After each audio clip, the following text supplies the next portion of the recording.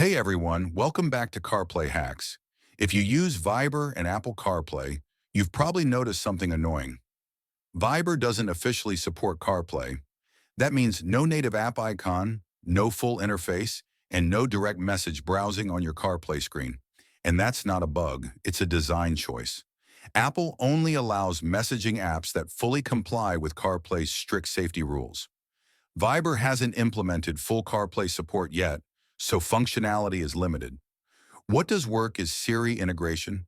You can send and receive Viber messages using voice commands, which is Apple's preferred method for messaging while driving.